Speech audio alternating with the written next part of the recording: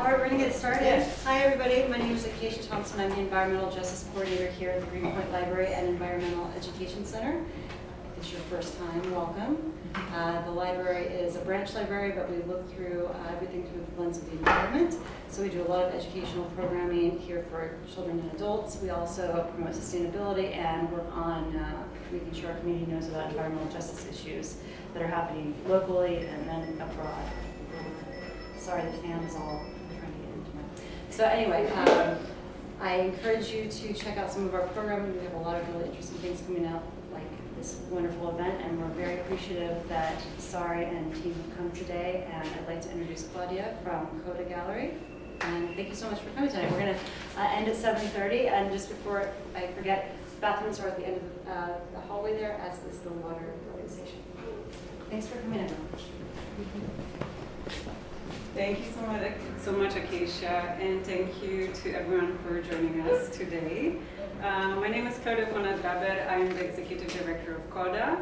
It is a social practice residency for mid-career artists. We do exhibitions, residencies, and arts education programs, such as this program and this public art commission that we're doing with Sari Carel.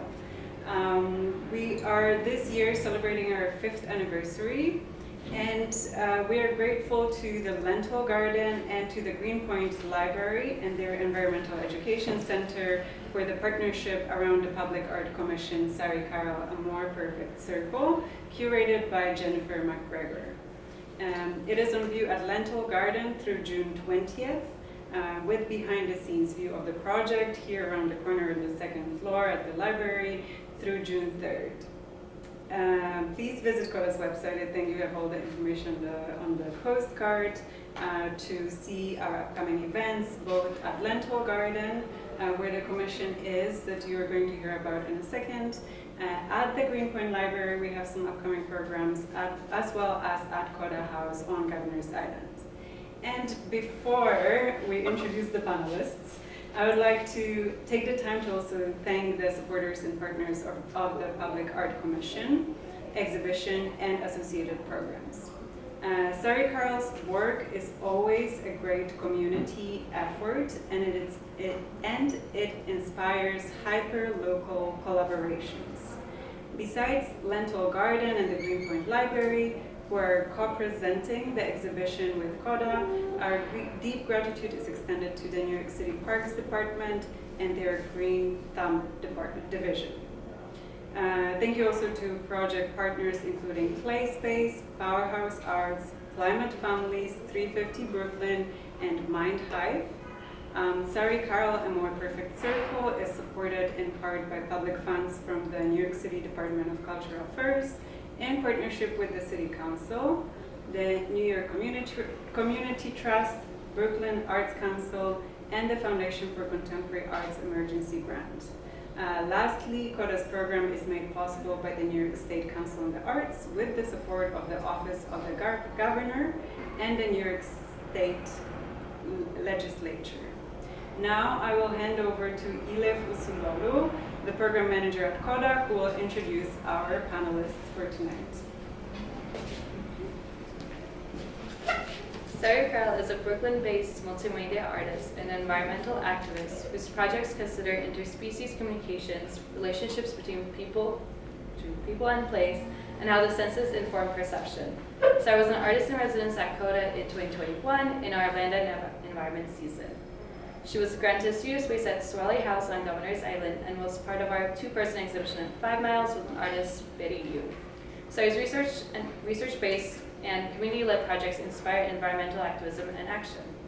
Laura Mott has taught at CUNY School of Law since 2016, where she teaches academic skills, contracts, health and environmental justice concentration, and various legal writing classes.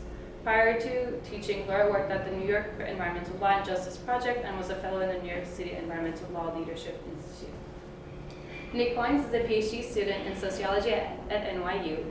His work uses qualitative methods to study the social construction of environmental problems and the everyday experience of climate change. To inform Sari Carel on a more perfect circle, Nick partnered with Sari to survey employees and patrons of local coffee shops about their daily experience with single-use objects. The research uncovered a sense of powerlessness and conflict about the choice at the center of a daily routine. Please enjoy today's panel discussion as Nick, Laura, and Sari guide us through the secret life of trash and through how awareness about relationship between production, consumerism, waste translates into action.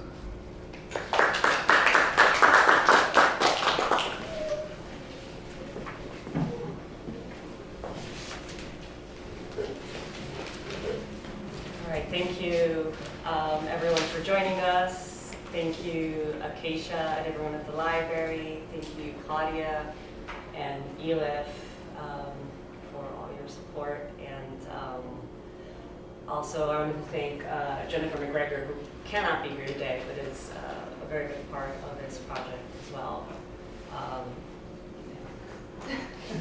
So very good part of this project.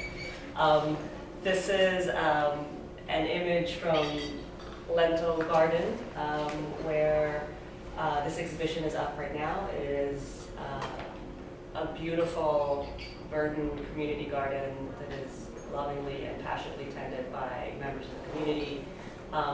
It is also right at the intersection, or the abutting McGinnis Boulevard and the BQE, two very noisy, polluting, heavily trafficked, forlorn thoroughfares. And so that contrast of where this garden is situated and what does it look and what does it feel like were one of the main reasons that I wanted to do a project there, and that we decided to have a go and try to make this one. So I am really interested in trash. I think about it a lot. I sit in coffee shops and think about straws and cups and the sleeves that go in the cups and the lids that go in the cups and the little things that Starbucks gives you to put in the little hole on top that someone designed that goes inside there for like 2 seconds. It is an object that, the coffee cup in this case, the hot beverage coffee cup that a lot of us use routinely. It's an object that we own briefly. We hold it in our hands. It fits so nicely. It nourishes us, and then we toss it away. I'm sure you're all familiar with the confusion of like, where do I toss this thing? Is it regular trash? Sometimes that's overflowing, and you just put it next to it on the sidewalk or at a table. Is it recyclable? There's always a couple of like cups in the recycling of someone that is really hoping that it is recyclable. It's something that we tend to not think about because it is so routine, so mundane, so ultra ordinary. I think we're conditioned because of that not to think about it. Like, it seems silly and valueless. But at the same time, there's a lot of confusion about it. During the pandemic, I wasn't able any longer to use my reusable cup. I'm not a a zero waste person, but I did get in the habit of using a reusable coffee cup, and I couldn't use it anymore. I couldn't bring it to the shop and grab my coffee, and I had to buy the disposable ones because I love my coffee and I need it. When I'm in the studio, it's like essential. And so I decided, instead of tossing it away, I'm going to just keep them. I'm going to keep them in the space. They're going to become part of the art language that I'm working on and developing. They're not going anywhere. They're going to stay there and live with me. And I wanted to kind of play a kind of game. Like, what can be generated within an art language from this very simple, mass-produced, very ordinary object of daily use? Can I generate a whole body of work out of it? And started to think about the cup and how it's made, and again, all the design choices that go into it. So it's a two-dimensional template. It's formed into a 3D shape. It's very stackable.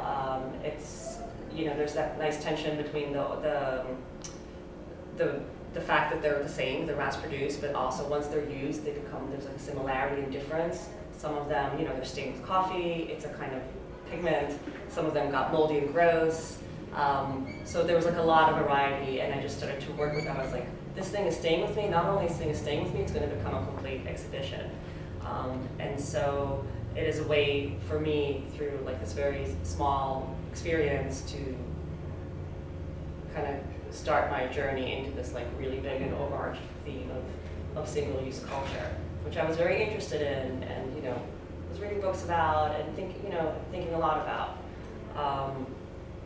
You can move to the next slide. And I was thinking, how should I proceed with this? What do I do with this impulse, and what do I do with this thing that is becoming my practice? And so I decided to reach out to others.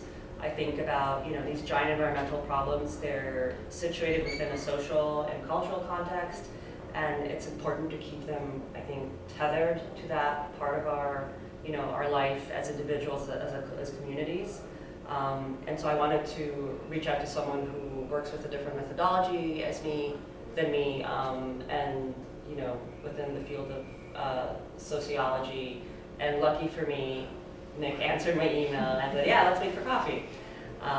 And I had this idea that we would, with Nick's like knowledge and methodologies, we'll start working on like, how do we come up to other people and ask them about what does it feel like to own something briefly, to use it and toss it away? Like, what are you thinking about it? What does it feel, if you are at all? And also to just start to see like this neighborhood, North Brooklyn, through like this prism or map of like the coffee shop.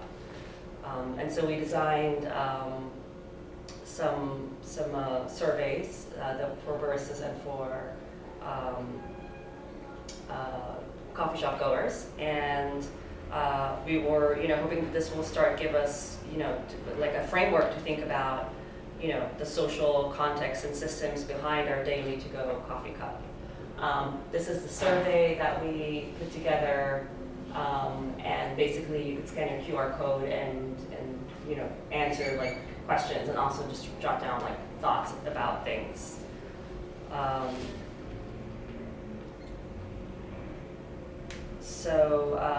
Yeah, I can move to the next slide.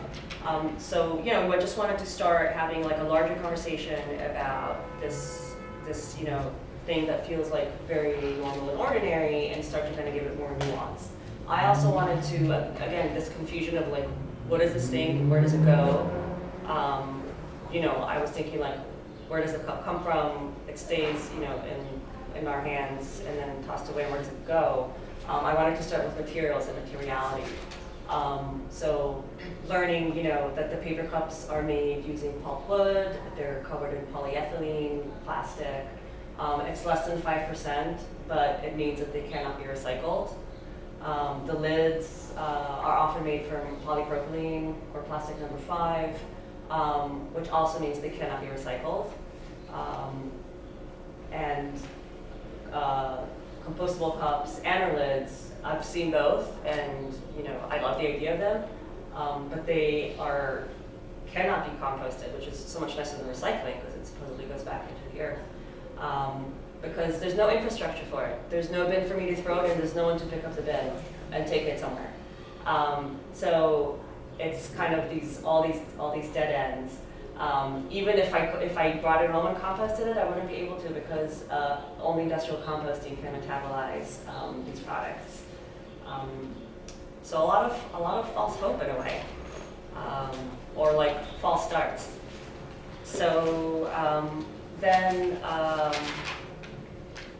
I started, as I'm doing, I'm kind of, doing all this field work with the surveys, going to coffee shops, and can I put up this flyer? And some of them like yes, and some of them like you're weird. And not all of them had. It used to be that everyone had like a bulletin board, and it's all locked down. But I really started to see the neighborhood through this like array of coffee shops and people's like daily routes, and it was very interesting, kind of like just imagining all of these like patterns, and then that stopped. And these are some of the graphs that we generated from the survey, and at the same time I'm also at Powerhouse Arts, and I'm making cups, lots of cups. And here I am, kind of starting to figure out how to stack them and if what I envisioned is actually working. And this kind of nice rhyming started to happen between these graphs and these columns that as you saw, ended up in the garden. You can go to the next one. So this is some of Nick's, summary of like stuff that we learned, both from the servers, but also again from conversations that we've also shared, that we talked to a bunch of people and also shared with each other. Just come here. Among respondents, there is an imperfect knowledge about single-use cups, about their origins and fates. More than a third of respondents, for example, believe the cups to be recyclable, even though nearly all major coffee cup brands are not. And a few people confidently answered either where the cups come from or where they end up after consumption. This general uncertainty is not surprising. The Byzantine production and disposable systems that underlie consumption are largely out of sight. We toss our trash into whatever bin seems appropriate. For most of us, that's the loss we see of it. And so it kind of really mirrored a lot of my little bits and pieces of inner conversations that I'm having with myself. Where does this go? What do I do with this? I don't want to I don't want to throw it in the trash, but I kind of have to. You can move on to the next slide. And then we talked also with asked people about not just what they think about it, but what do they feel about it. So the vast majority of respondents reported purchasing at least one coffee per week, many far more, and many of them reported that it feels bad. It feels bad, conflicted, and a sizable number of people said, I feel grief. And you feel it with yourself, again, because it's it seems like such a little thing. Really, you're going to complain about that little thing? At least from my own experience. Often we have no choice but to consume single-use items. As one respondent put it, I do my very best not to buy single-use products or food that is wrapped in single-use, but very often there's no alternative. Another respondent explains, it's a struggle in the household, and when it is okay and when it is not okay to make exceptions to use single-use items. And I hold on to a lot of trash because I try to save it, to give it more life, and then I am confronted with hoarding tendencies and trash that piles up with potential use. It is not good. And I can personally relate to that. Next slide. These are some of the pie charts pieces or lid/pie chart pieces that I made as I'm working on these, kind of getting answers from these surveys, and the data and information that we're gathering is getting infused back into work. It's no wonder that this powerlessness leads to grief. Even among those who care deeply about consumption choices, single use is unavoidable. For some folks, the pain is too much. As one barista explained, there's also an aspect of it that for my own mental health and protection of my sanity, I have to compartmentalize a little bit. Or as one server respondent asks, who wants to be depressed all the time? Sometimes it's easier to turn away, but maybe the widespread grief associated with single-use culture might actually be a resource that can be channeled into something positive. If we all feel bad about it, might we be able to change it? This is just a slide with some of the displays that are back around the corner. You can see some of the research that went into them, drawings, notes that I've taken, and related works that are, kind of related to this idea of the single-use hot beverage cup and other items of remnants of, single-use culture and usage. One of the, reasons that I wanted to work with clay, kind of on a more conceptual level, is because clay, we think of it as, it's a natural material, we know where it comes from, it's mud. We think of it as an art material, a lot of us have experience with it, at school, or, if we make some stuff, as a hobby or a vocation.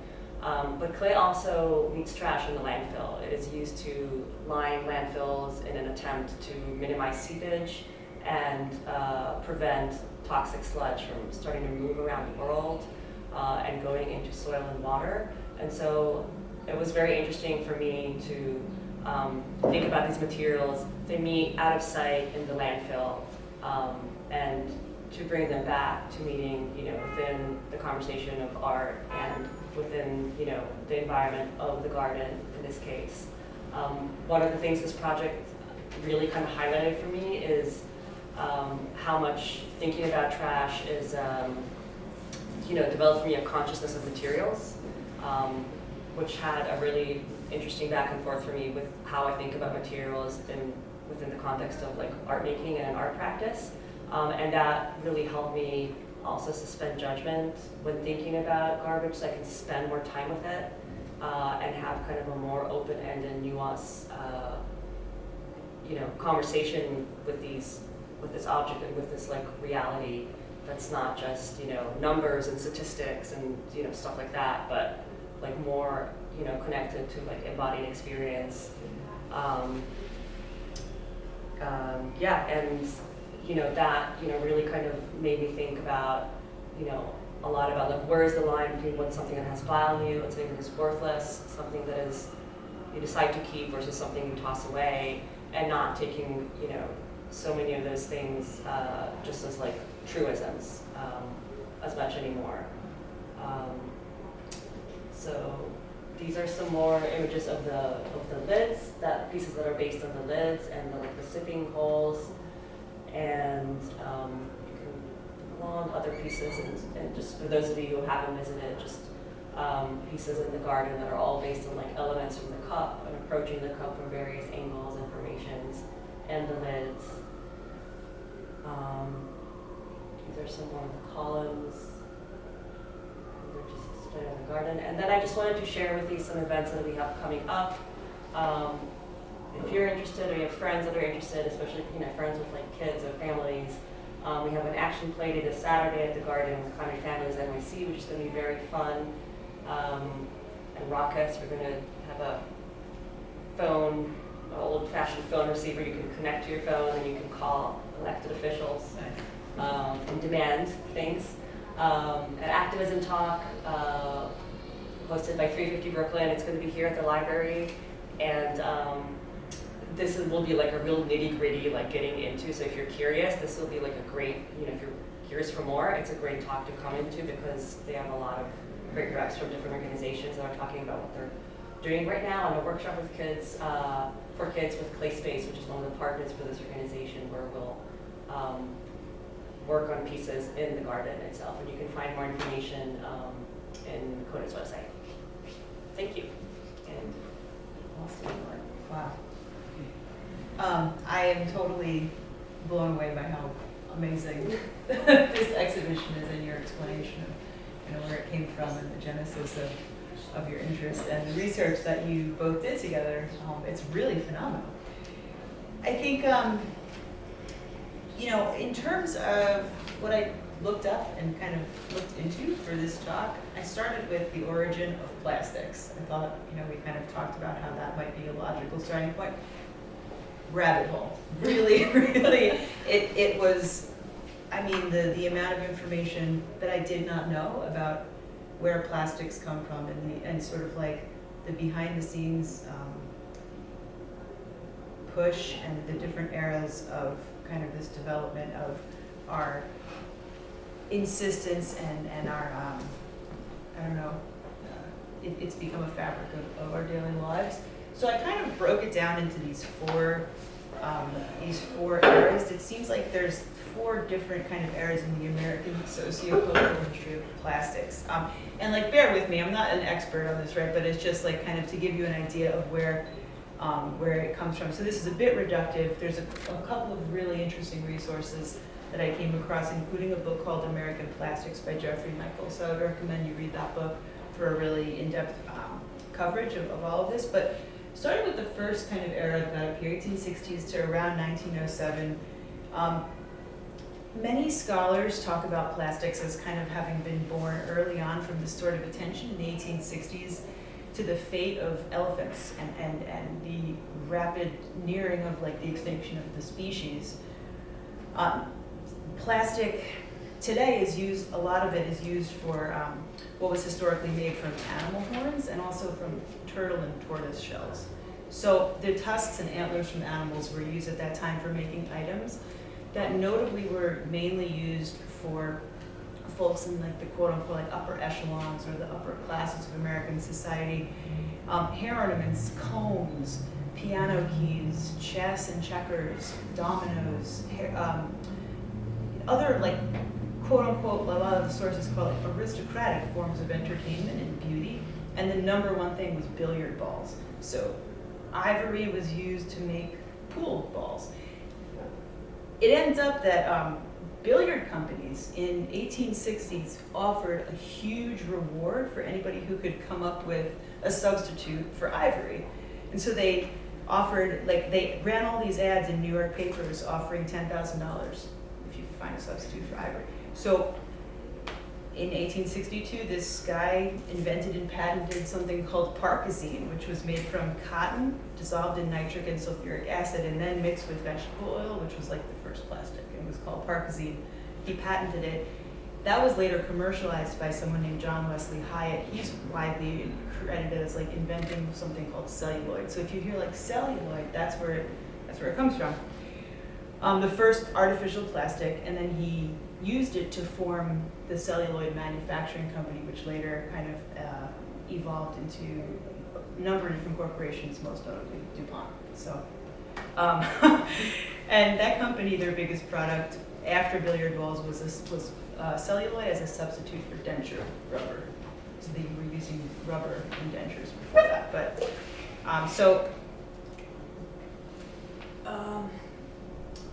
can we do the next slide? Or I can do it. No. Is that okay? Sorry. I just realized I had a couple of pictures of, might be, yeah. So upper left, you have this kind of like comb made out of horn. And so this was super, super, super popular back in the 19th century. This is a comb that is made out of cellulose or cellulite. I'm sorry, cellulose. Yeah, cellulose. And it has like a tortoise shell effect. So this became this. This tortoise shell effect was like a big draw in that time. And then on the top right, you have a radio receiver made out of Bakelite. Have you all heard of Bakelite? Yes.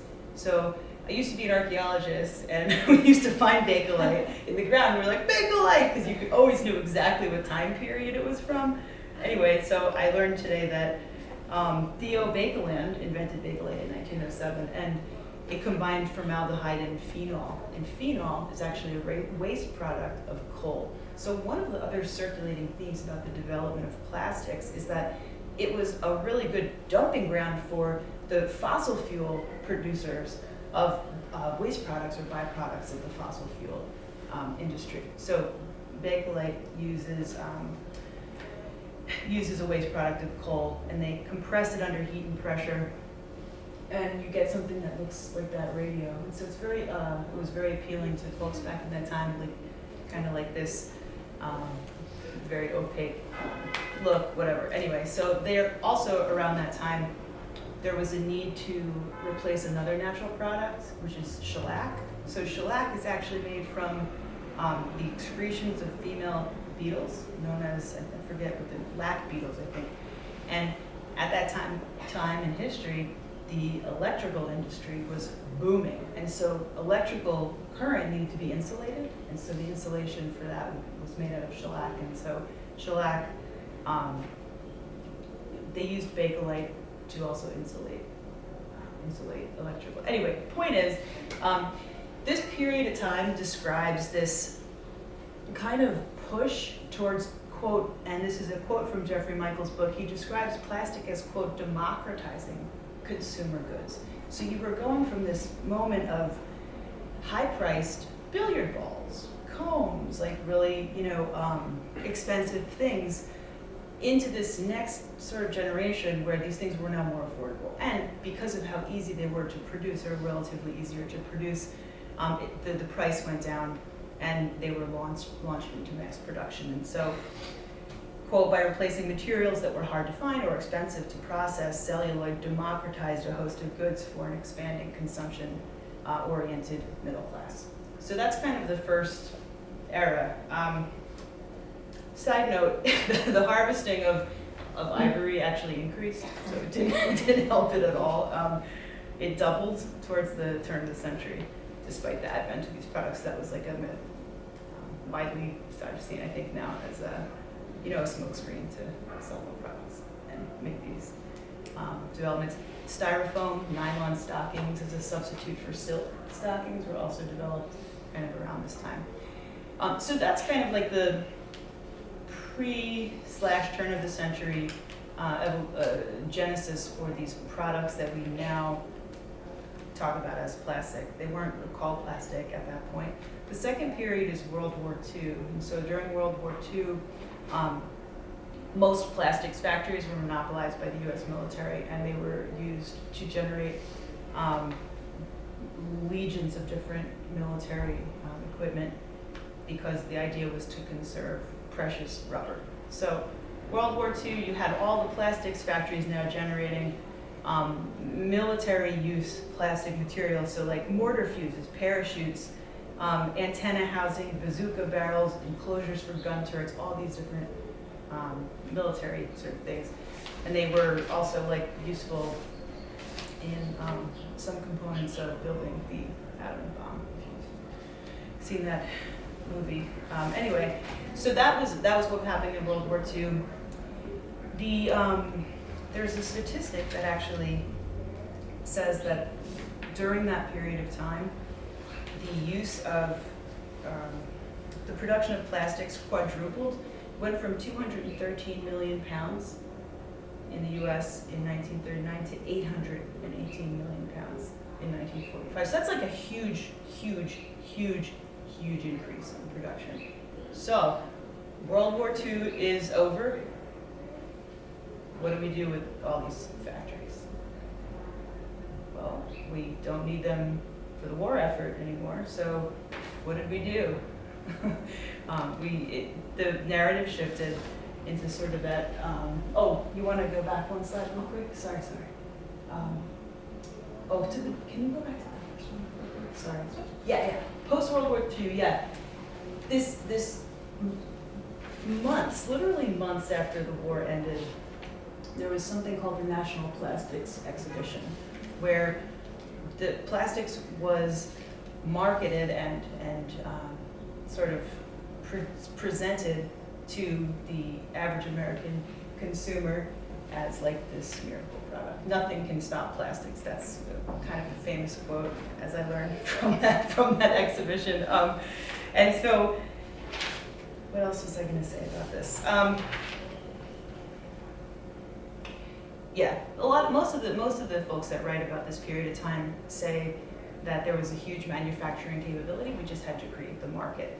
So the manufacturing capability was there, and so you had kind of this plastics and chemical industries beginning to sell the idea of disposability as something that was good, that was convenient, and that led to all of these different kinds of, this is an article from Life magazine, Throwaway Living, Disposable Items Cut Down Household Chores. It was a gigantic marketing. The fix was in, right? Like to get people to buy these items. And as you went into the 60s and 70s, you had this campaign called Keep America Beautiful, which is Susie Spotless. See Susie Spotless there, telling everybody that this is now an individual issue, and this is now an issue where the onus is on you as the individual using these materials.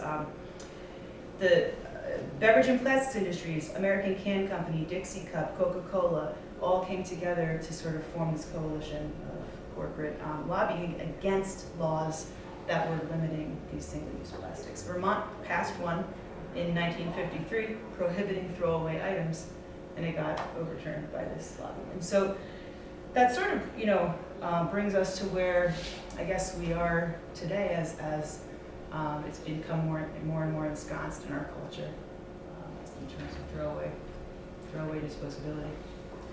Yeah, that's good. Okay. Sorry. Okay. Yeah.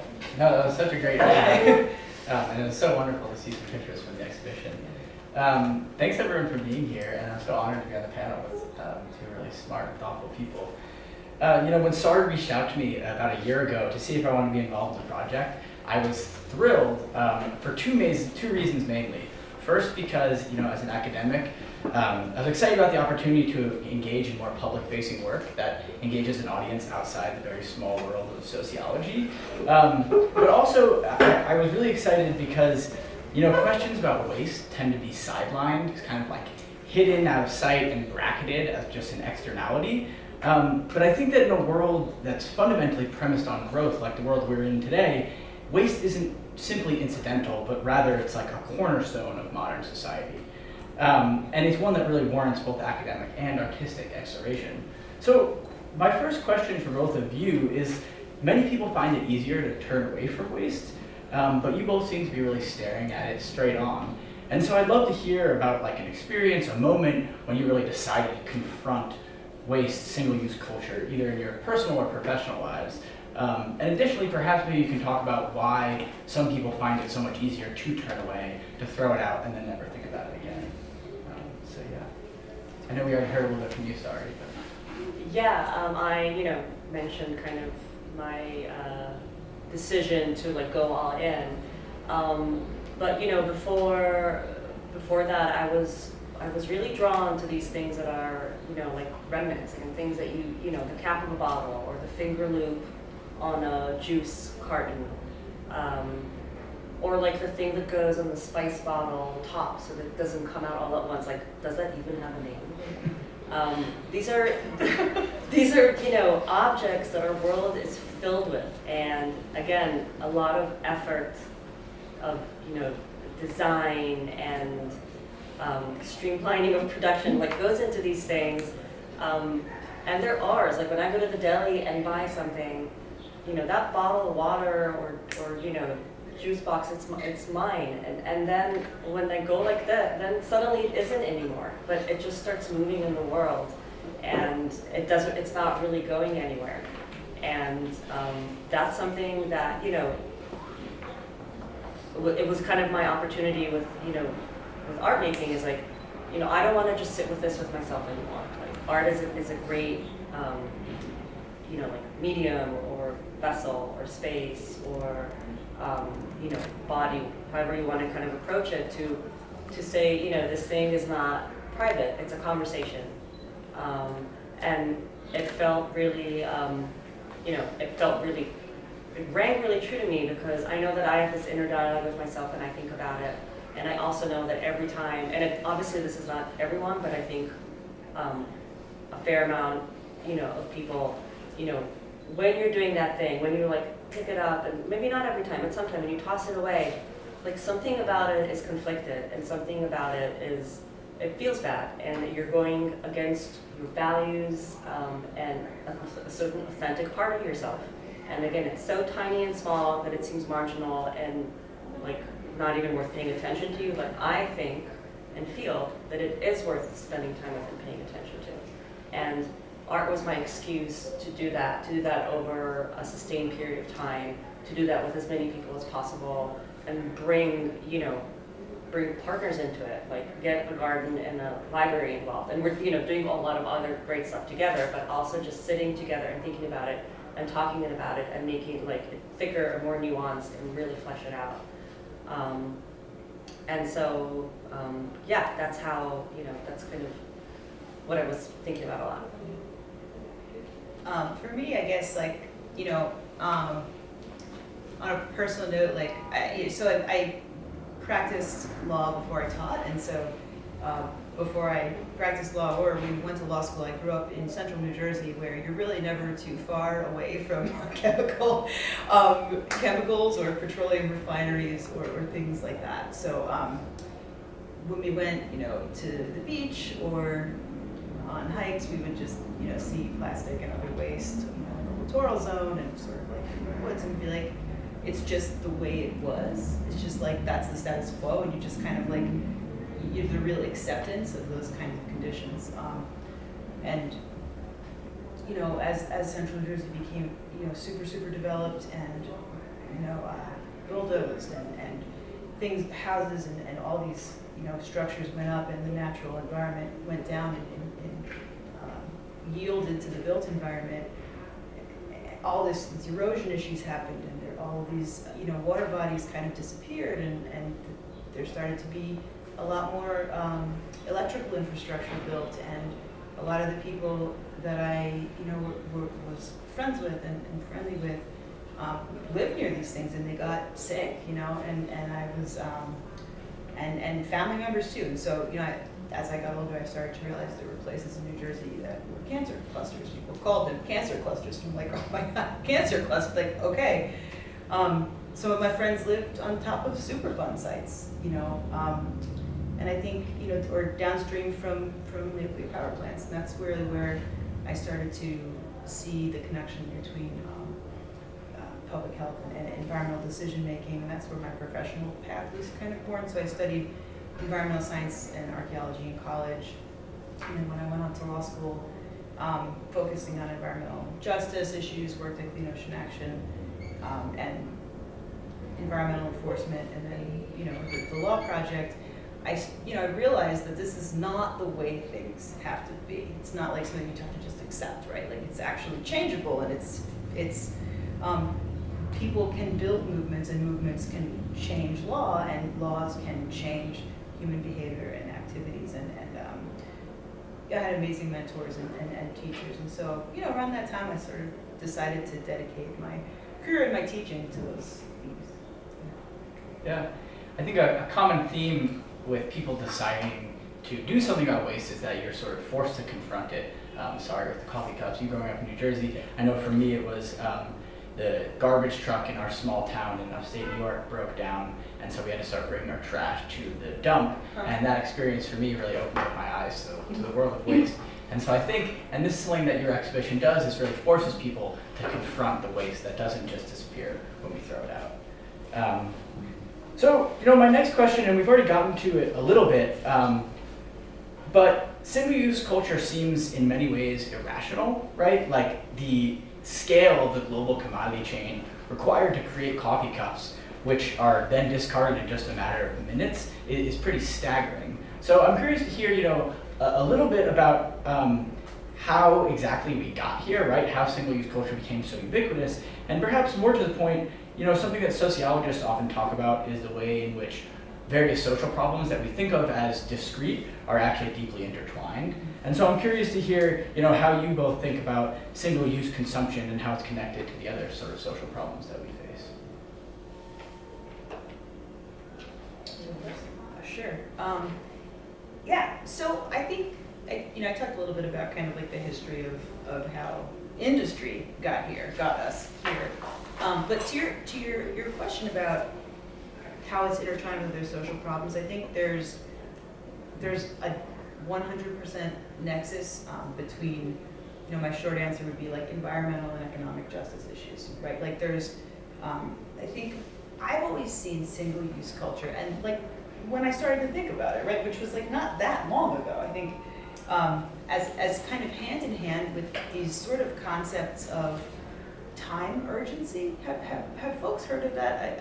I'm not sure if it's, like this concept of time urgency, meaning like, you know, everything has to happen instantly. The faster you do something, the more successful you're going to be, the more you're going to rise up in the world and kind of have like wealth and et cetera, et cetera. So this concept of time urgency I see as linked with the evolution of this industrial capitalism that we see with plastics, and it's kind of all led into this sort of moment that we're in now when disposability is convenient and it's so easy to just throw things away. And don't you want that time back that you would spend washing that dish or like doing whatever it is?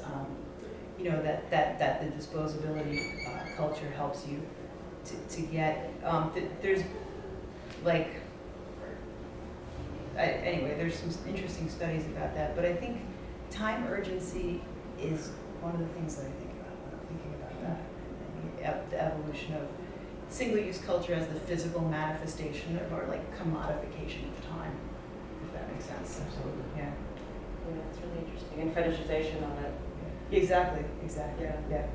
There's a like a plastics exec that I forgot his name, but he said the future of plastics is in the trash. It's like that line is, you know, kind of a seminal moment. And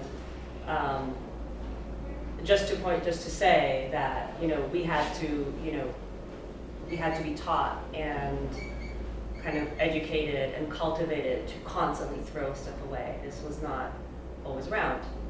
Actually, you know, it was until like early 20th century a pretty closed economy where everything was used for everything else. Whatever wasn't used was given to like pigs and chickens, and turned into soap and just like there's still trash, but much less of it because the ethos was one of frugality and like reusing, and that it was someone's job to pick rags and like bones, and that kind of ethos had to be supplanted with one of like buying and throwing, moving as many, that's why recycling is so great, because you think you're doing something good, but you're moving just a lot of trash through your house, through your like household. And so there were, ads in like you were showing, ads in magazines and, PSAs by that organization that kind of, really, speak to your conscience and speak to like both to your imagination and your conscience. You'll have more time. You're going to be a less depressed housewife. You're going to be more free. The more you buy, the more free you are. And at the same time, to your conscience and your sense of guilt, like, you're responsible for all this trash. Be a good person and figure out what to do it. There is, there's a lot to be said about this, but I like what it does show is that there was like a normalization and almost like a naturalization of these habits and this this Yes. single-use culture, and there are now one of the things that I find really fascinating is like how does it show up in like TV and media, like when I grew up, and why is it always that their mom comes, they walk down in the park holding like 2 disposable coffee cups, and like there's romantic banter and they're bonding, and like that's like such a a formative like part of like this kind of genre of movie. Or in Suits, he's always like buying coffees, and like running to win a case. It's it's really embedded in the language, in the visual language, and just like the language of popular media. And there are organizations now and like efforts now. One is called I think things like Flip the Script or Lights, Camera, Plastics. When they're like, no, take it out of the storylines, and they're putting pressure in Hollywood on writers and actors and like celebrities, like don't agree to storylines where people are constantly chugging water out of reusable water, out of Evian bottles, because it's classy, or it signifies classy, and that's a way to kind of root it out from the stuff that we're consuming as cultural consumers, and not just the stuff that we're consuming as we're buying stuff online or going to like a shop and buying stuff. Yeah. Can I piggyback? Please. Yeah, like I think that's so true. Like that kind of commodification or use of that product placement in media.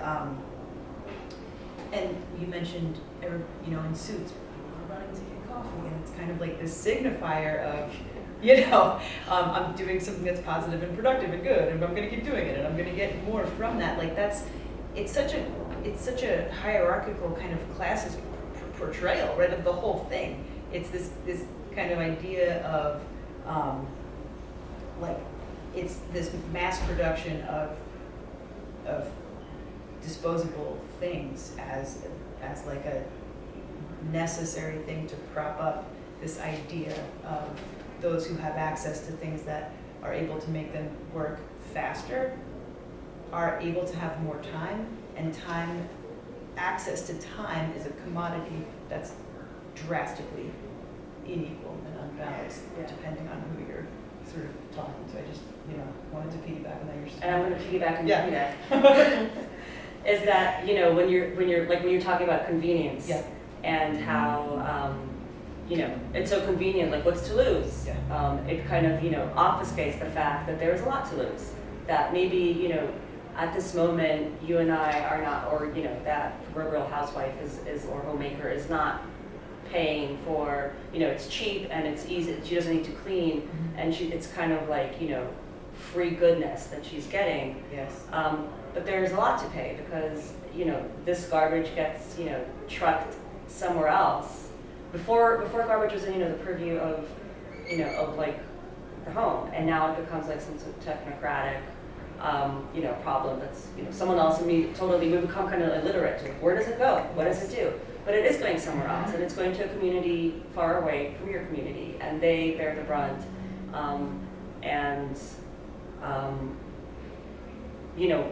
gradually more and more, it's convenient, but it's convenient and fast and available and everywhere, but it's also quite uncomfortable when I talk about this, like, I think of them as like tiny moral injuries in one hand, like this feels bad, but I still have to do it because it's the system I live in.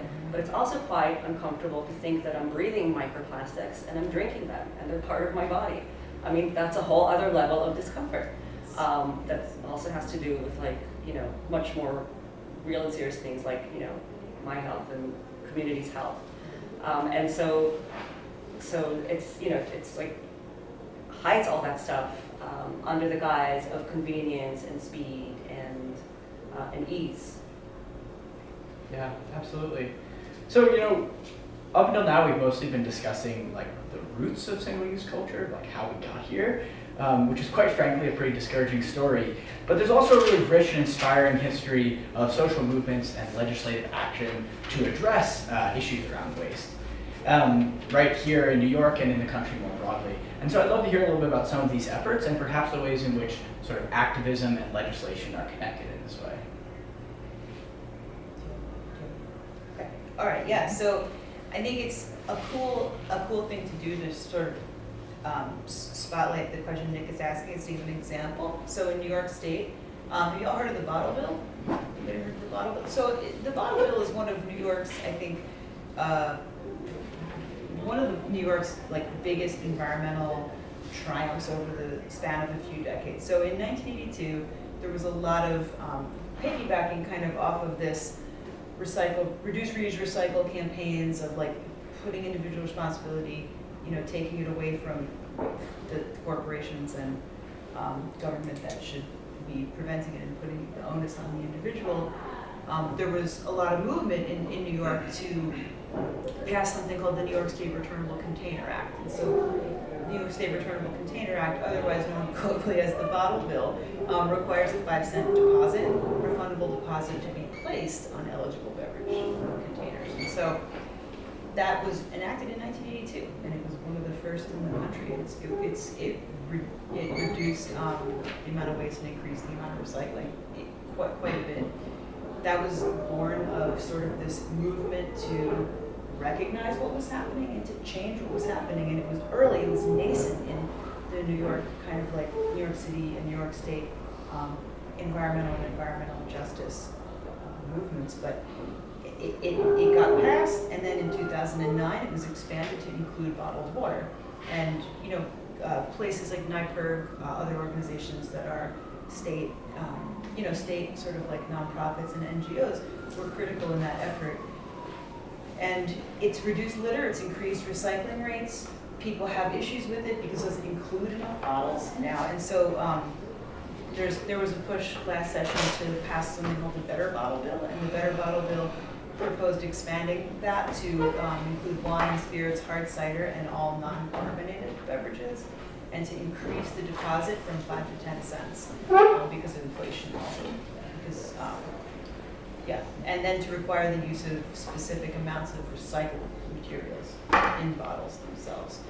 It didn't pass. It's up again, but that's one of the, I think, pieces of legislation that really shows that connection between movement building and kind of like folks with different sort of parallel or adjacent interests coming together to get something done. States with bottle deposit laws have a beverage container recycling rate of 60%, around 60%, while non-deposit rates only reach about 21-22%. And so it's pretty cool. That's one of the examples, I think, that kind of case study that kind of shows that. I think there's a lot of, really good stuff going on right now, and that, there was, wins in terms of like the Skip the Stuff campaign. So there's like a checkbox you can put that I don't want utensils in my delivery, and that's like in New York City. When organizations like Beyond Plastics, Coalition Reusable NYC, that is working to stop single-use plastics in New York, And then, others like Surfrider Foundation that focuses on ocean plastics. And 350 Brooklyn, which is an international organization with local chapters and works on the, city, state, and federal level, and they have a very lively plastics group. Yeah, I mean, so there's like a lot of stuff going on. It's like you don't need to invent the wheel. Like it's there, and like they know really well what to do. They're doing it. Totally. Well, this is a really nice segue into my next question, which is that, and this has already been mentioned a little bit today, but that, in this country there's a really long history of individuating solutions to collective problems, and recycling, which we've talked about, is a really good example, because it places the onus on the consumer to change their behavior while doing very little to address the root cause of the problem. So, I think we can all agree that individuals alone can't solve the problem of single-use waste, but we also all can make a difference. And so I'm curious, how do you think about navigating this tension between individual and collective actions? Or like, to put it differently, can we encourage individual behavioral changes without losing sight of the structural roots of the problem? I think, you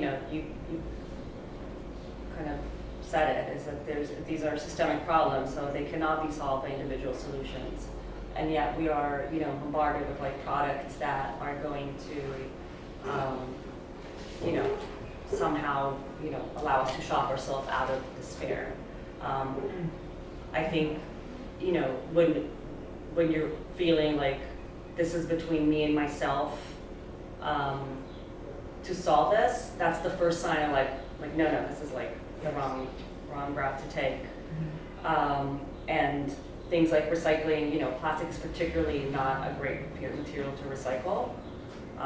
And it's, it kind of throws sand in the eyes of people because you want to do the right thing and you put your energy into that. And there's a lot of different things you can say about it, but one thing that I would say about it is that it conveniently distracts from the crucial conversation on, all other solutions that are more effective and, more importantly, put back the responsibilities on the producers. So a handful of companies that should be designing better and should be taking responsibility. And the way that we hold them accountable, gradually, but hopefully shortly, is by, not necessarily by making like the lifestyle choice of I'm not going to do this or I'm going to do that, but really the lifestyle choice, buying or not buying something is not going to solve your problem as much as you would like, as much as I would like.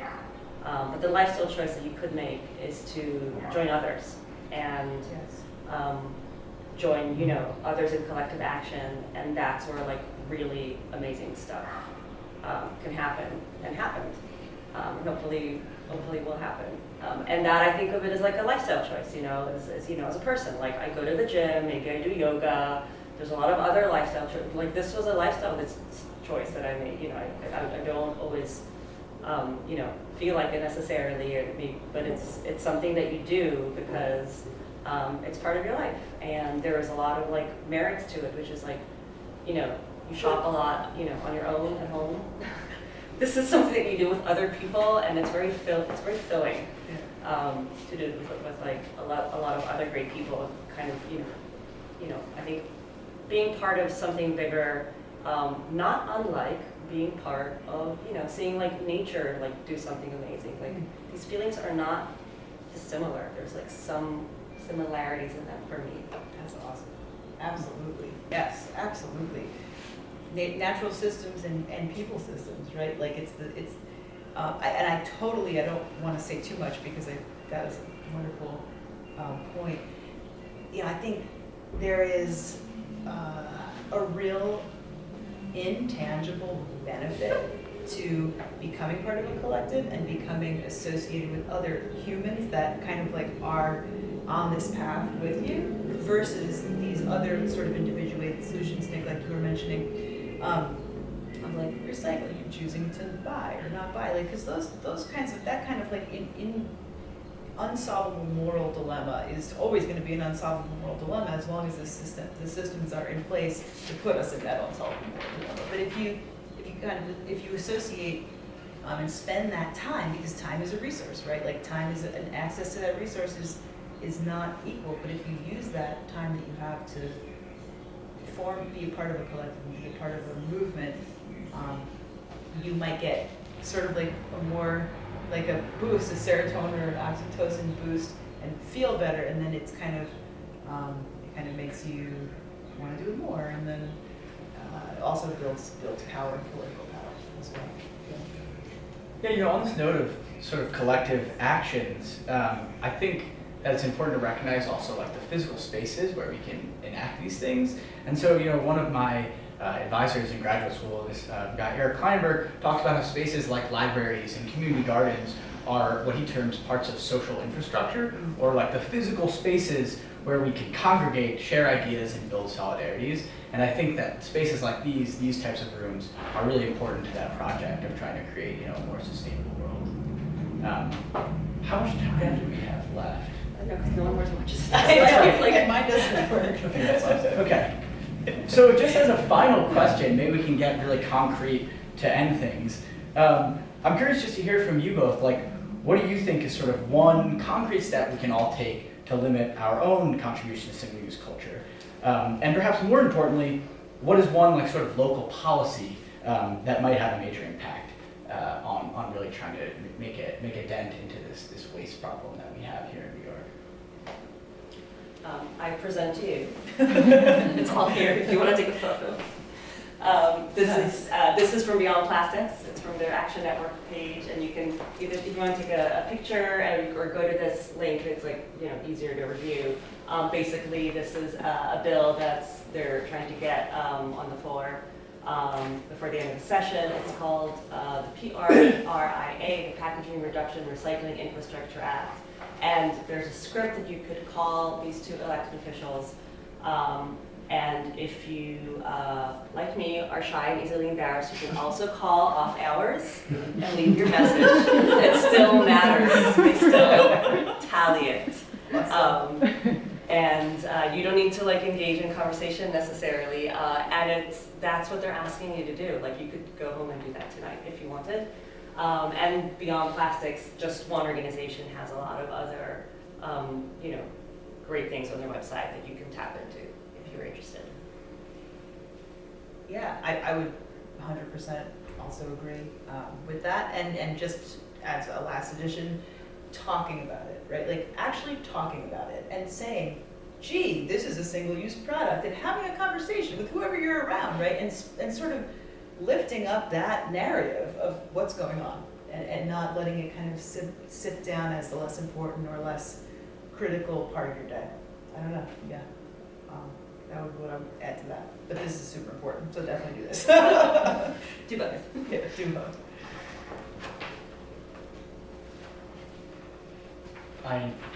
I have more questions, but should we end on that note? Yeah. Do we have any questions from the audience, maybe? Yeah. If not, Nick, I hear you have more questions. We can take one more. Yeah, okay, great. You know, I guess I'm curious to hear from you all. Do you think it's possible to create like politics around waste? I think many of us have instincts to turn away from it and to hide it, but I wonder if there's a way in which it might be used as actually a vehicle to sort of mobilize people into broader environmental movements. Is there perhaps some way in which sort of the materiality, the way in which we deal with waste every day in our lives might be kind of leveraged to help draw people into broader environmental movements? One thing that comes to my mind is, you know, I get all kinds of newsletters. One is like an Imagine newsletter, and it was like the heading was, you know, plastics, like climate change in a bottle. And I just thought that was so, you know, beautiful and just so like economical and like a phrase. And it's true, is that, you know, we're all, you know, it's all, everything's interconnected and systems are interlocking. but also, you know, the fossil fuels industry is very much connected to the plastics industry, and this seems like maybe, you know, this is obviously different people think about it differently, but maybe this is like this looming problem, and maybe this seems like more pedestrian, but they're all interlocked together, and that phrase really stayed with me. That is a great phrase. Climate change involved. Mm-hmm. Yeah, that's good. I think when you first, Nick, started talking, one of the first things that popped into my head was a politics around trash. How to create a politics around trash. I think it's inextricably linked to climate change.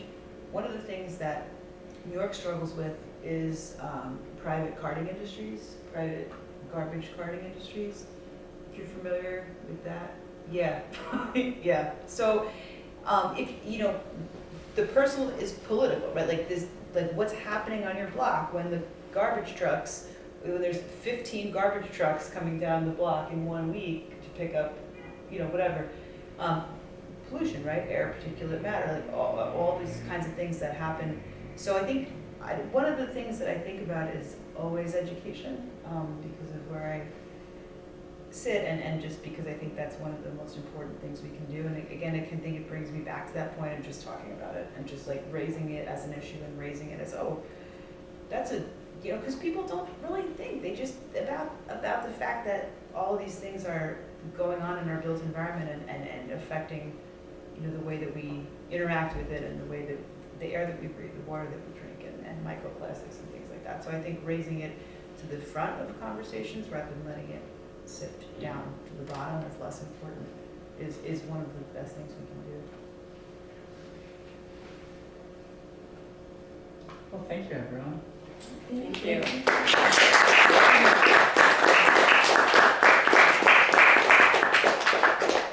Thank you very much to our dear panelists and to the Greenpoint Library and Environmental Education Center. Acacia has selected several books on waste and trash. Nice. So yes, take a look through, stick around, ask questions, you know, individually if you would like to. And thank you so much once again for joining.